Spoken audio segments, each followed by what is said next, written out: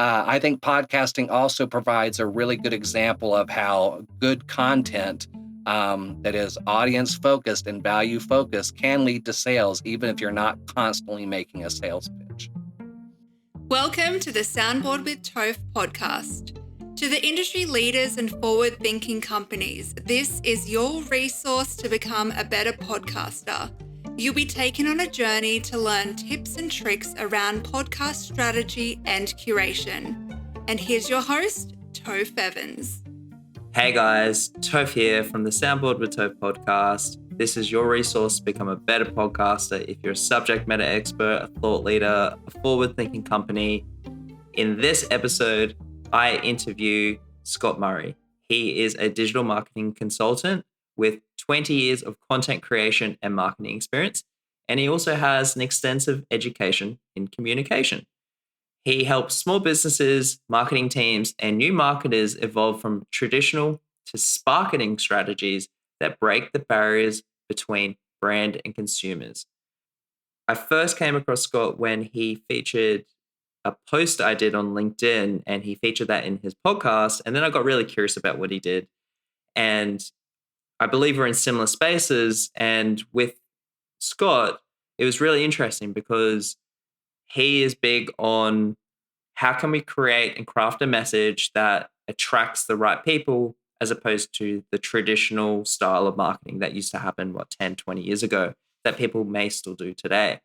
So in here, we talk about what to look for when crafting a message, to tailoring it towards your audience to build the community.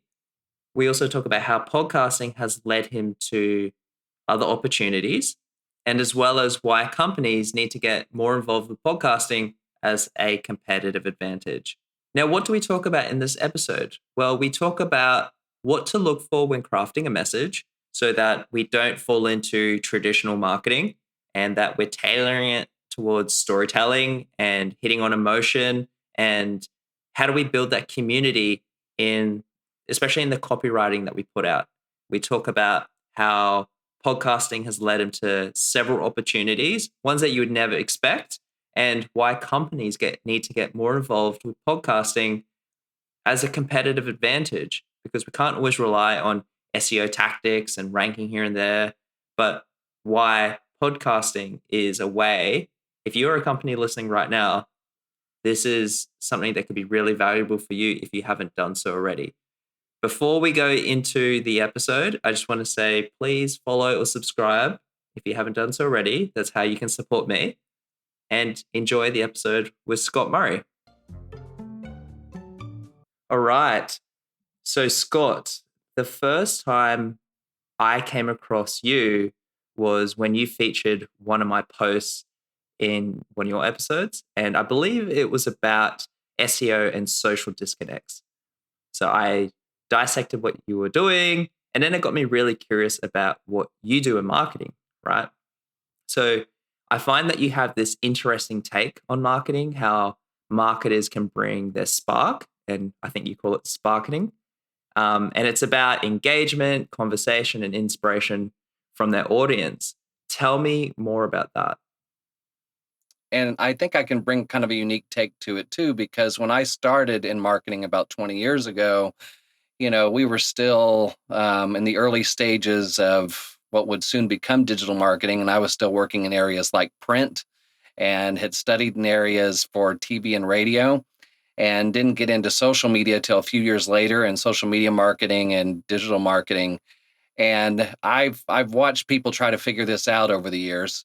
And the biggest challenge has been there's a lot of those old school strategies and traditional strategies that people are trying to infuse into digital marketing, and it's not working real well. And part of it's because marketers used to be in control of the process when it was all a little more linear and we had captive audiences. And now the consumers are actually in control of everything that we're putting out, whether they look at it, whether they don't look at it, what it does for them, what it inspires them to do or not do.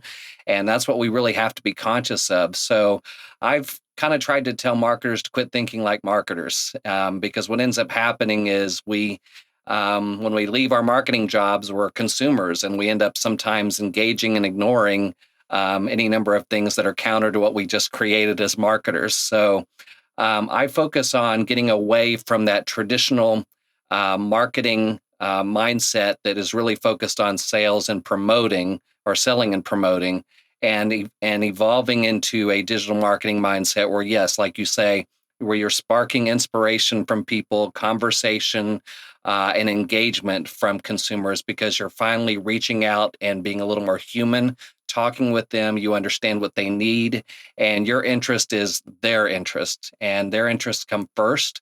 And if you have that kind of a mindset today, and you know how to communicate with them through different forms of media or content, you're going to have a lot more success in this rapidly changing space, if you're focused on them and not necessarily focused on what you think a marketer should be creating when it comes to content.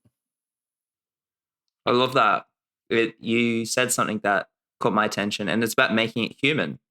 Because when you have it, what I have seen in the past is it was when we're talking traditional, it's very transactional as well, right? Hmm. We're doing Yeah. it for the return on investment.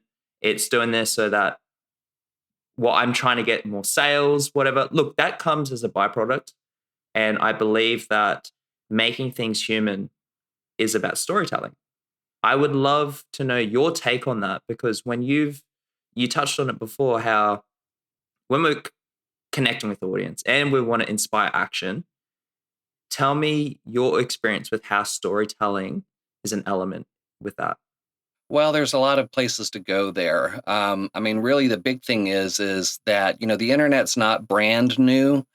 So it's been around long enough, and a lot of people have seen brands do very salesy things, or clickbaity things, if that's a word, clickbaity, or things that are really kind of designed to benefit them more than the person on the other side of the equation. And it's gotten to the point now where consumers are a lot more skeptical about your intentions. And if anything, there's been so much marketing speak that they've seen in front of them over and over again everywhere they go, that they know it when they see it. And that's why, if you're still writing that way, you're probably going to be ignored, because they know it when they see it, and they're like, oh, that's not what I'm here to do. But that moment that you're writing something that is maybe rooted in a story, maybe it's built around a story because you understand your audience is looking for a solution to a problem, or they're dealing with challenges. And you've got not only storytelling in that, but also empathy, where you're really trying to connect with, okay, we know this is a challenge for you, and this is what we're doing. Let us know if this is helping, really going from that angle to build trust in a relationship with them.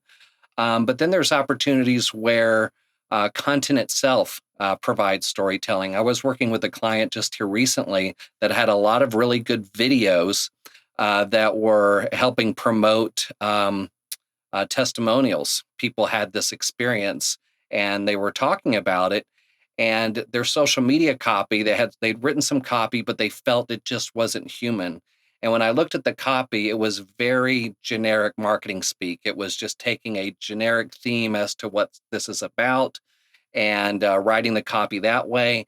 But I took it and said, okay, well, let's look at what's in the video. Let's look at the story they're telling. And then let's take an element of that story and turn that into something that's going to be a lot more interesting, and maybe generate a little more interest or a little more emotion, because these people were telling really good stories about their experiences, and pulling those elements out and crafting it in a way that really messages why you want to watch the video or what you're going to get out of it, plays a lot better. They were a lot happier with that version of the copy than just the typical, hey, this is what we do, and watch this type of copy. You touched on where you said when we worked with this client, we brought out, we tweaked the copy so it was more bringing out emotion. Can you? Is there a process with that? Is it where you put in the opening hook, you talk about the lowest point, or the part that, like, what do you look for, and how do you have a process with that?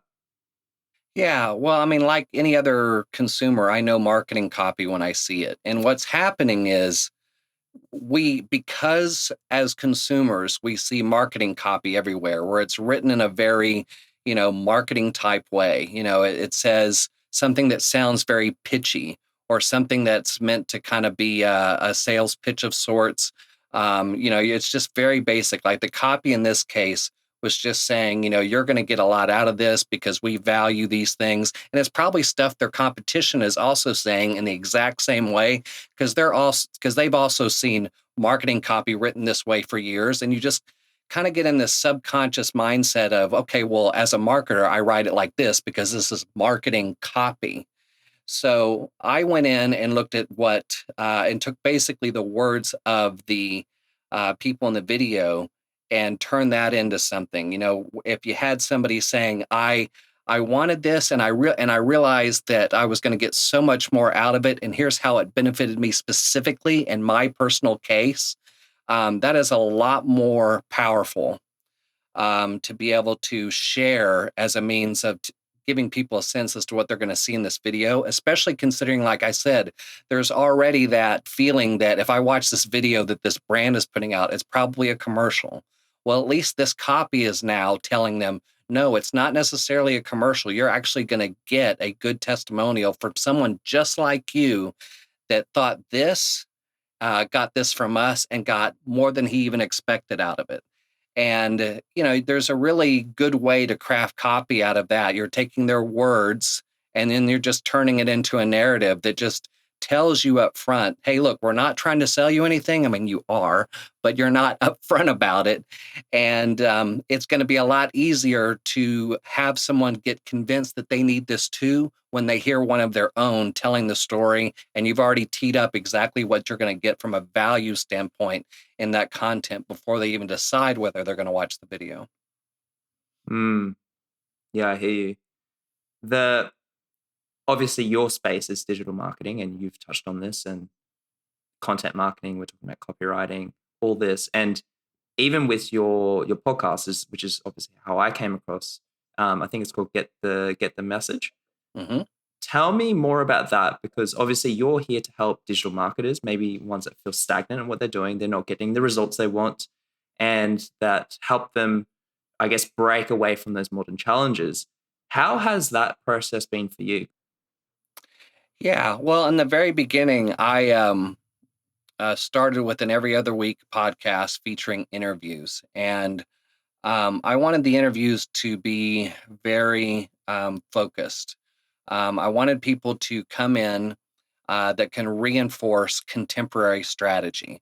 You can find all kinds of generic advice out there in different forms of content and quick and easy way to do things. This is for the small business, the marketing team, or maybe someone brand new to marketing. Maybe they, didn't get a degree in it, or maybe they did, and their classes didn't really focus on contemporary strategy. This is for those folks who are really wanting to understand what's happening in the digital space, because they know if they apply old school stuff to it, I mean, that might get you a little bit of something, but it's like going on The Price is Right and having a chance to win $10,000, but you're happy with 100. There's so much more opportunity out there by breaking away from that stuff. So I like to find people that can really provide takeaways. Takeaways is a really big thing for me. So, whether it's an action item or just something to think about where you could go back to your team and discuss something, look at what you're doing, see if you can improve it, or maybe try something brand new based on the insights you got from the conversation. And I really do focus on primarily anything and everything that involves connecting with the audience, connecting person to person. So it's not necessarily generic content marketing advice. It's really good in-depth conversations about really connecting with the customer or the prospect. And that's why it's called Get the Message, because both people have to understand the message. The brand has to get the message by knowing that what their consumer needs. So they have to get the message that's right. They have to understand what they want, and then they have to craft a message that gets to the consumer in a way that's very, very effective. And there's all kinds of ways to do that. So we've covered any number of things from human-centered communication to email marketing. We're going to be getting into podcasting as well. Mark Schaefer's been on as well, talking about how things are changing and really how to focus on staying relevant in a rapidly changing time. So it's all about contemporary strategy and connecting with the consumer or the prospect. And then I inserted kind of a mini podcast in between those weeks where I just go out and find some really good insights like the one you had and several others have had over the course of the last several weeks, or maybe it's just that week. And it has usually about 4 or 5 insights from different people. It could be a post, it could be an article, it could be something that just gets you thinking, just to provide additional value to the listener and something they can get really quick. Those deep dive conversations can be a little longer, but maybe you just want to start off that Monday with just some ideas that might get things going for your week in your marketing work. The thing that caught my attention with everything you said there was you want to craft the message to the audience or to the customer, and a lot of that it comes down to building a community.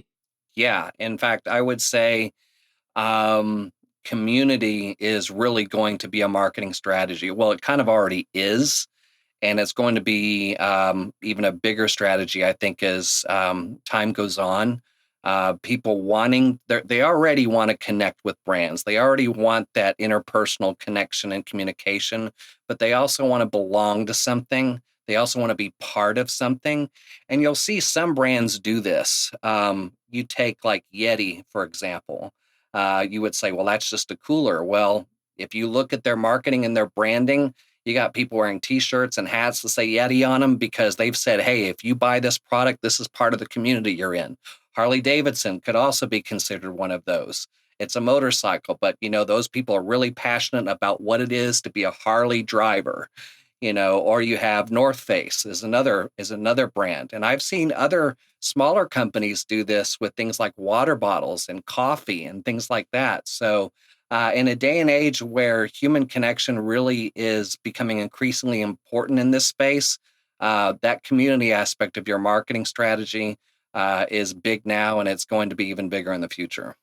It's funny you say that because like I resonate with the brand North Face. I used to do a fair bit of I did some mountaineering once upon a time. I used to go traveling to go do any sort of adventuring. So North Face was a brand that I resonated with because when I wore that jacket, then it made me feel some type of way, right? I know Chris Do talks about this all the time. And yeah, it's interesting how like the brands that we wear, like we can actually like, if we pinpoint it to when we see anyone in public and the clothes they're wearing based on if it's branded or not, or just even the type, you can see what community they're a part of. And Absolutely. That's why it's so important to craft the message. And I've learned this the hard way before previously, where if I'm writing something, I'm aiming for everyone, but I'm also missing everyone. Mm-hmm. Yeah, well, there's a saying, if your content's for everybody, it's for nobody.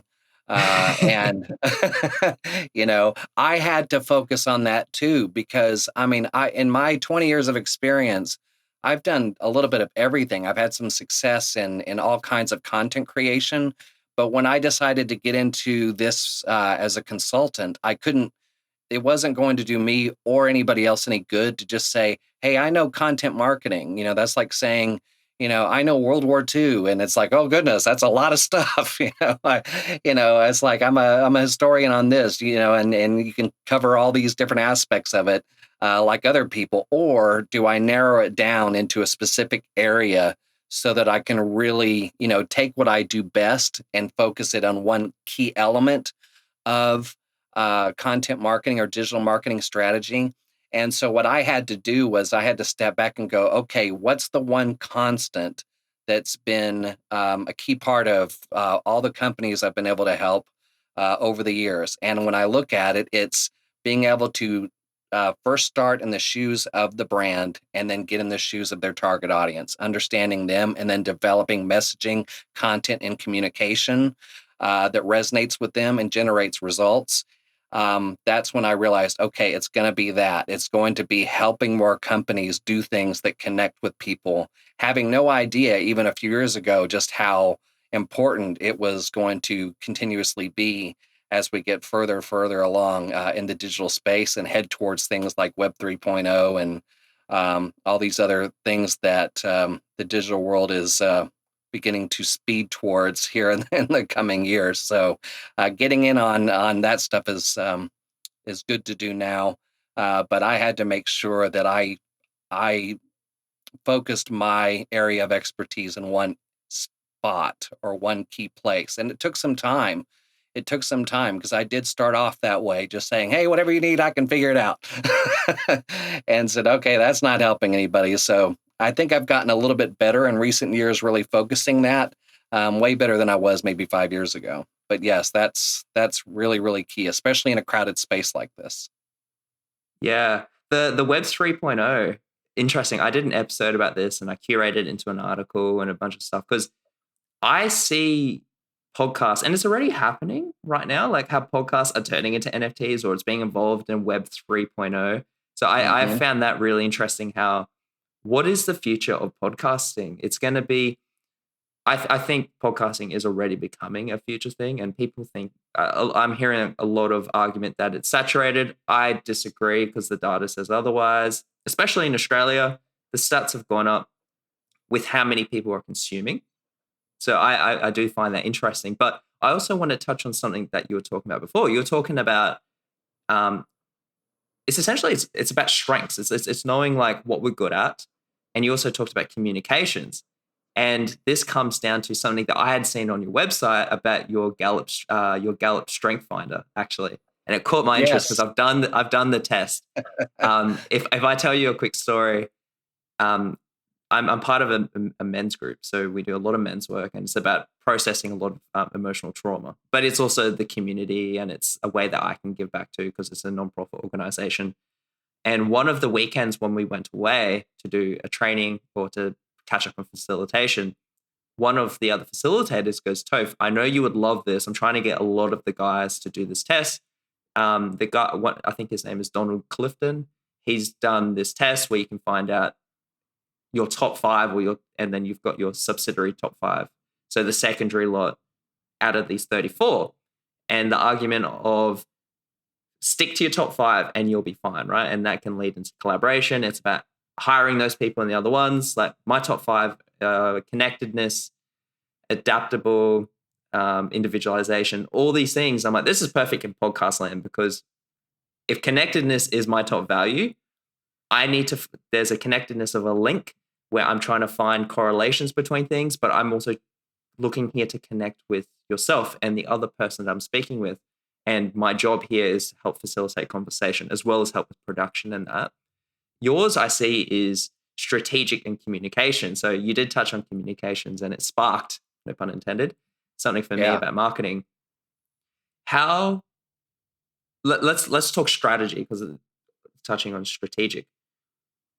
Where, if you're speaking with a client about potentially going down the podcast route, what are some of the strategies that you look for, or what are you looking for to craft a strategy to make podcasting work for them? I mean, first off, I mean, there's a lot of things we have to figure out up front. Again, regarding audience, and first and foremost, just like you need to stop and think about why someone is going to read your blog. You know, if you write a blog topic and it sounds generic, uh, you may want to ask yourself, okay, why is someone going to find this valuable and read it, and why is it different from other things that are out there? Or how is this helping me build trust or relationship with my audience? You know, and then we decide going into a podcast, all right, how does that fit into a format? You know, is it a discussion? How long is the episode's going to be, give or take? You know, what's the format? Are we going to have breaks in between segments? You know, how long are we going to focus on something?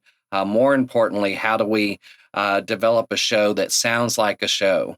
You know, it's really important that if a brand is putting that together, to make sure that it really does sound like a valuable show and not just a series of audio commercials that are disguised as podcasts, but really they're promoting, you know, goods and services, you know, products or services in it, because people are not going to listen to that. What you can do is you can create a podcast for your brand and say that it's powered by your company or sponsored by your company. So you get that in, and maybe you mention your website at the beginning and end, but after that, it's got to be all about value to your audience.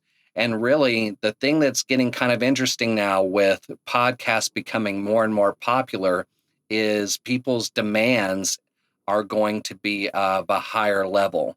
When podcasts were a little more fringe, I think you could possibly get away with, maybe audio that doesn't sound really, really good, or maybe not everything's perfect. We can at least understand you. But now people are beginning to invest in them more, and they're going to have a lot, I think, a higher standard for what they like and don't like, because there are a lot of not so good shows out there.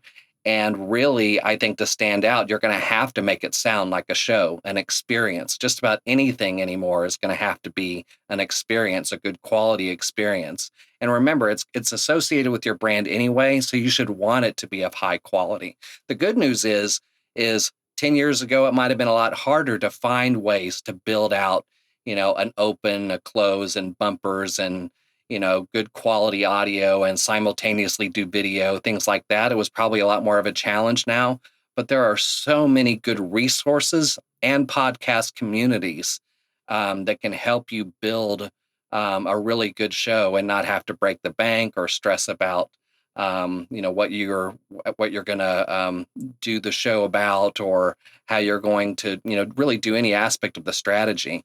And then really the thing that I always have told people up front is, first off, make sure that you're going to pick a topic or a focus if you're planning to do it year round, because I know some brands will do seasons. If you're going to do it year round and you're going to get it out, you got to get it out at least every week or every other week, so people know to expect that content on that day on a regular basis.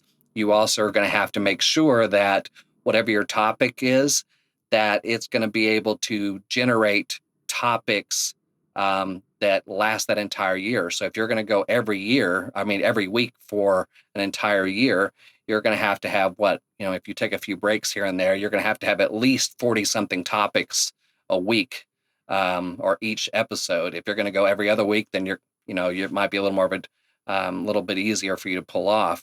And the other thing I've told people too, that are doing it for the first time, is it's a good idea to maybe produce your first few shows and not release them. Instead, listen to them internally and tweak and make changes and optimize, because it's not uncommon for some of those first shows, when you listen to them, you think, oh, we could have done this better or this better, to make so many tweaks that episode 6 or 7 sounds very different from that first thing you made. So it's nice to have that flexibility to really fine tune things before you release your very first show to the public, once you have everything in line.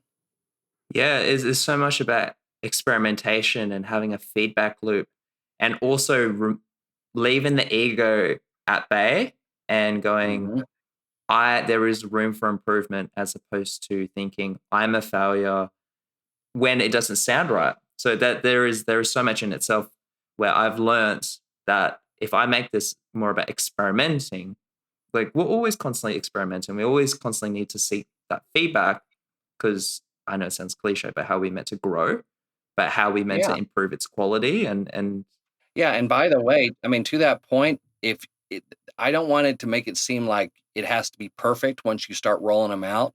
It is generally a good idea to always find ways to improve.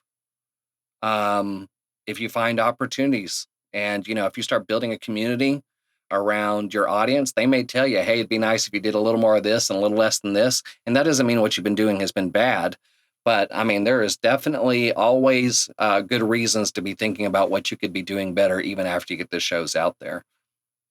mm, something that caught my interest, and this is, I feel like this brings more of the personality out of yourself, Scott, is I see that you also produce what is it, skit and fiction podcasts. Tell me more about that. Yeah. Okay. So, um, a couple of things. I actually did a skit podcast, a conceptual idea for a healthcare client not long ago.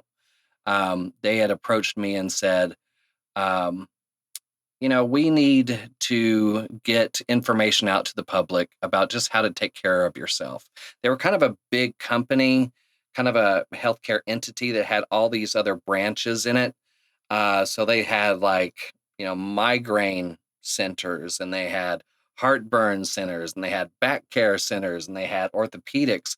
So they said, could you come up with a way to just tell people how to take good care of their back or good care of their their minds and things like that, and do it in a way that just doesn't sound like just a stiff medical advice show. And so they gave me free reign to do it, and I thought, okay, sure. So I ended up coming up with this concept that kind of merged a good combination of insightful information, but also entertainment. So I could take some of their blogs. You want to talk about repurposing content? I took some of their blogs that were just simple blogs about, you know, I think there was one when it came to how you could take care of your back.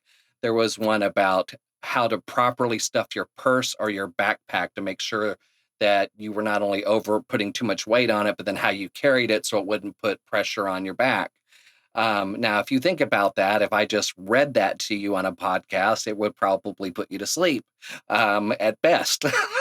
you know, I ended up creating skits, and I would hire voice talent on Fiverr.com, and I've used them many, many times for voice talent.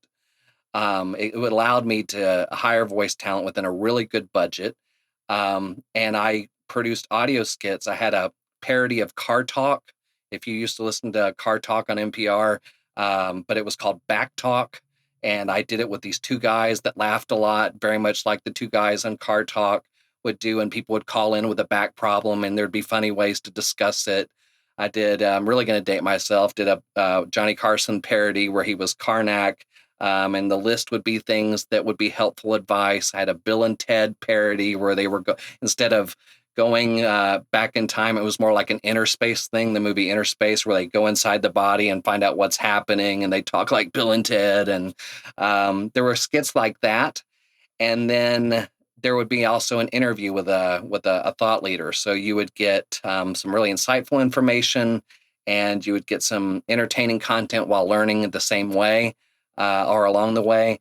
And they were really happy with it. They really liked the concept a lot. As far as the fiction podcast is concerned, I did 2 seasons of an action comedy superhero story called The Crimson Files, and it's still out there. And I had a blast with that. It was a ton of work. It was 2 seasons, 6 episodes. I cast all the roles, wrote the scripts, directed the thing, and I took it back and literally spent days editing 25-minute episodes with music and sound effects and get everything in sync. And it's well received. People are still listening to it. We finished the second season a few months before COVID, so we hadn't been able to get back together doing a 3rd season. But it was a lot of work, but it was also a lot of fun. And it's always really cool to have something that originally just starts out on paper actually turn into a full production and how it sounds when it's all done. I love that you turn something into fruition based on probably something you're quite passionate about. You Yeah. said that the healthcare company obviously approached you. Obviously, that's an opportunity that has come from it. Are there any other opportunities that you've received from podcasting? When you have a focus that is really on the other side, because inevitably, especially if it's a business, you want it to obviously help the business, help the brand. But more importantly, you want to talk about a way to humanize your brand. Podcasting is a great way to do that because they're hearing voices associated with your show. And then if you're doing video, obviously they can see you as well. But it's also a great way to show your thought leadership. If you can bring people into a podcast and talk about the challenges of your customers and how you understand them and how you address them and what you're researching and learning about them, or any number of those things, I mean, it really helps position yourself in your space as a thought leader. So knowing that I'm going to keep that focus on people, that other side, has really allowed me to help a a content creator who's looking to build a podcast just to see what it's like and for fun.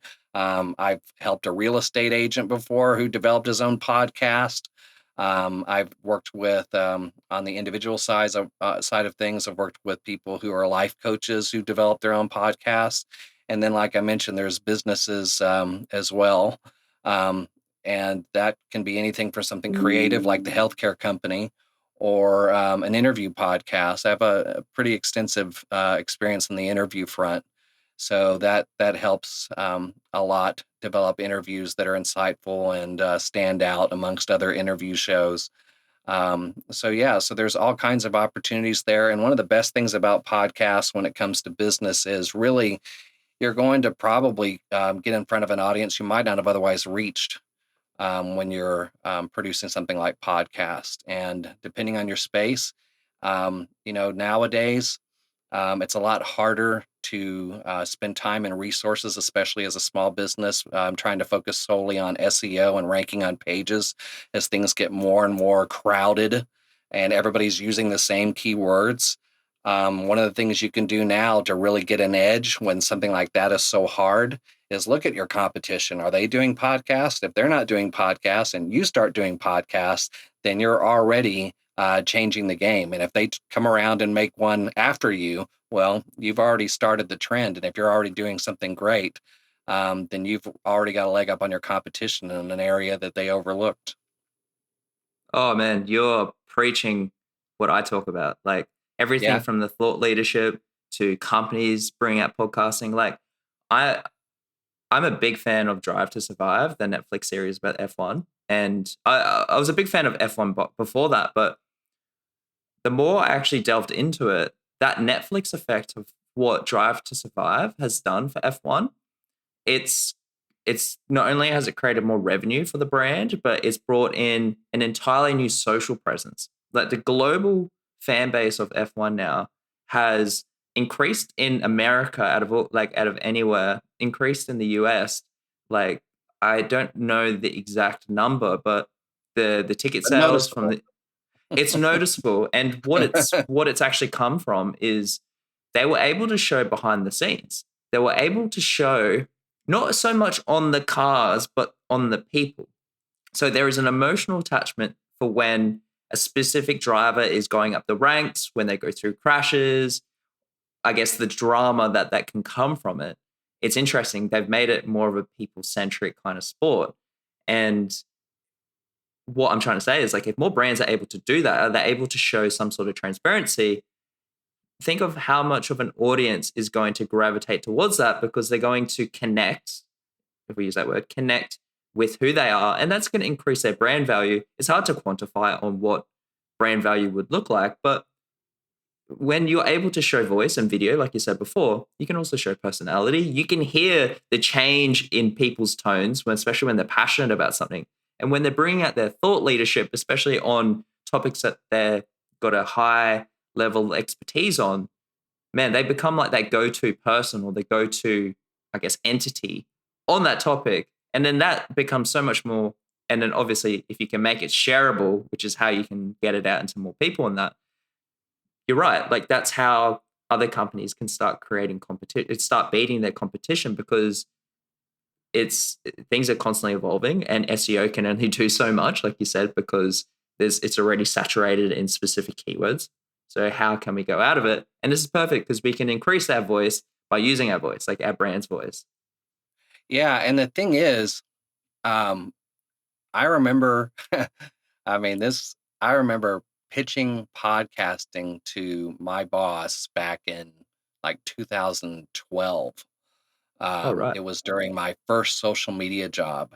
And the thing is we had a lot of people that partnered with us that helped us provide value through the expertise of people all over the country.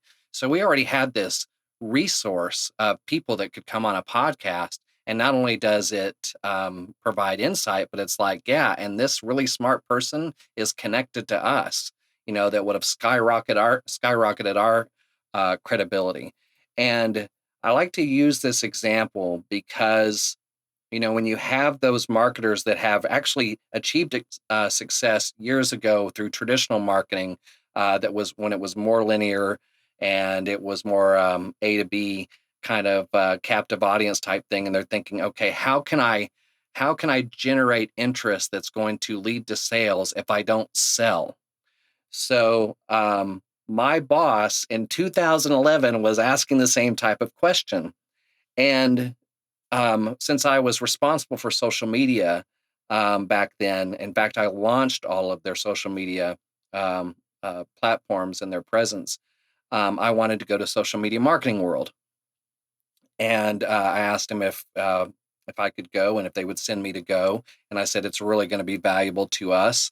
It's going to provide a lot of insights on contemporary strategy, and he paid for me to go. And I said, by the way, you want to know how I am aware that this conference is going to be as great as it is and that we're going to get so much value out of it? Is because the company and the guy that runs it, Michael Stelzner of social media marketing or of Social Media Examiner, does a podcast, and he brings on the people that are going to be at this conference on his show. And I've heard them speak. I've heard how smart they are. I've heard the value they bring in just a 25-minute window on a podcast. And now they're going to be at this conference. And you know what? Mike didn't have to come on the show every day or every episode and go, hey, we're doing this conference. You want to buy tickets? Trust me, you really want to buy tickets. I mean, these tickets are very reasonable for the amount of value you're going to get. Didn't turn into a 15-minute sales pitch. He just had to show the value of what Social Media Examiner was bringing at that time. And then maybe at the beginning and end of the show go, and by the way, if you like what you got here, we're having a conference and all these people are coming and we'd love for you to join us. And that's all it took. But that wasn't what sold me on going. What sold me on going was the content that had already demonstrated to me the value that Social Media Examiner gave me through a podcast, which I got for free. So now I'm wondering, wow, well, how good's the value going to be when I pay for something? So I think podcasting also provides a really good example of how good content that is audience focused and value focused can lead to sales, even if you're not constantly making a sales pitch.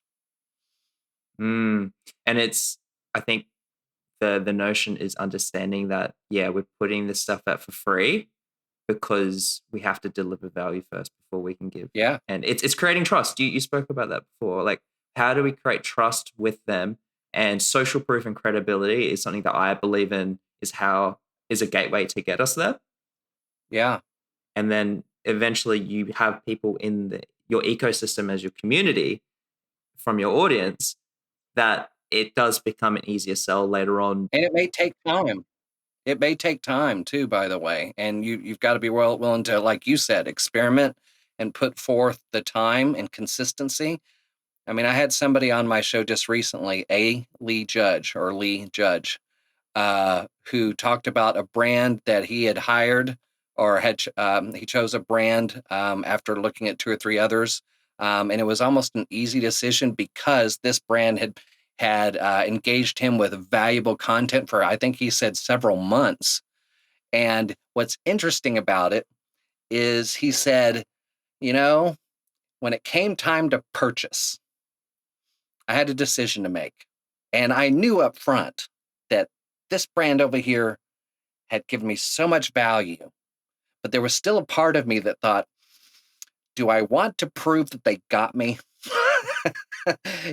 And when I talk to people about content and communication that breaks barriers, those are the barriers I'm talking about, because that's the thing that you and I even touched on earlier when we talked about that skepticism, because we're bombarded by so many things that are hidden to be or are presented to be one way when in actuality they're just trying to get that sale. But he ended up saying that, you know what? Because this content was really focused and they knew what I needed and they gave it to me for nothing. And I felt like in the process, I got to know them as a brand. I can't even think about this competition over here that didn't do that, because I've spent so much time and investment getting to know them. I don't know these people, and I don't have time right now to get to know these people because I need to make a purchase. So that content and that time paid off. And that's why if you're focused on the consumer, you've got such a leg up on that competition that's not doing anything but automating their social media and doing the bare minimum and doing the old school stuff with marketing. Because even when they have that moment of, do I want to prove that they got me? It's like, well, it was valuable and it was meaningful. And I do feel like I know them. So I'm going with them. Oh, that's beautiful. I love that. It's great to hear that as an example as well. because anyone that is listening that is saying, yeah, but what's the point of doing it? Yeah, it's a long haul game, but the dividends can really pay off, especially if you craft the message to tailor it towards your, in my opinion, the customer's pain points. So in times like that, they know who to go to because you've built the brand around that. As I start to wrap things up, Scott, I just want to say, I just want to acknowledge you, mate. I appreciate your knowledge in this. Like you've mentioned, you've been in the industry of marketing for about 20 years. You started in essentially analog back in the day. It's progressed over time. Your passion has not gone unnoticed. And with what you're doing in the digital marketing space, I think you're providing a lot of value in that. So just want to say thank you. And thank you for sharing your insights. My pleasure. Thank you for having me here. It was a pleasure to talk with you, and like what you're doing too. Obviously, that's why I shared it. So it was good to come here and talk with you. Thanks, mate. How can my audience get in touch with you? I guess this is an opportunity for you to plug your services. Sure. I mean, I keep it pretty simple. I'm on LinkedIn primarily. I'm going to expand into some couple of other areas of social, but right now LinkedIn's been a really good place for me. So I'm there. And everything else regarding contacting me and other resources, podcasts, blogs, insights, and reaching out is on my website, which is scottmurrayonline.com. I also invite people, if they just want to email me, at scott@scottmurrayonline.com. And yeah, if I can help you, let me know. I like to have the conversations to really get to know the unique positions of a business and the unique challenges of their audience. And I really love helping people that are running into some of those barriers, just because it can be challenging to figure out what to do these days. Sometimes that involves, creating something from the ground up and trying some things out. Or like we talked about earlier, sometimes it's taking something you're already doing and making a tweak that makes all the difference. So happy to talk with anyone who's needing that kind of help, and that's the easiest way to do it. Perfect, mate. Well, I have one last question, and it is: what is the number one piece of advice you can give to an aspiring podcaster starting out? One piece of advice. Well, I think if you're always thinking about the listener, you're going to go far. If you're always thinking about what they're getting out of it, why are they going to add you to their routine? If they're like a power listener and you know that there might even be other podcasts similar to yours, what's unique about yours that's going to make them add your podcast to their routine? If you focus on what is going to engage them, making good use of their time, you're going to go far with podcasting. Just stay focused on them. Put yourself in their shoes when you listen to your content and you're trying to make those improvements. And that will really carry a long way if you constantly focus on the value you can provide your listener on your podcast. Awesome. Love it. Well, thank you so much, mate. Appreciate your time. You're welcome. Thank you. Yeah, thank you so much. Thank you for listening, and for more information about Soundboard services, please check out the show notes. Lastly, Soundboard acknowledges the traditional owners of the land on which we meet today, paying respects to elders past, present and emerging.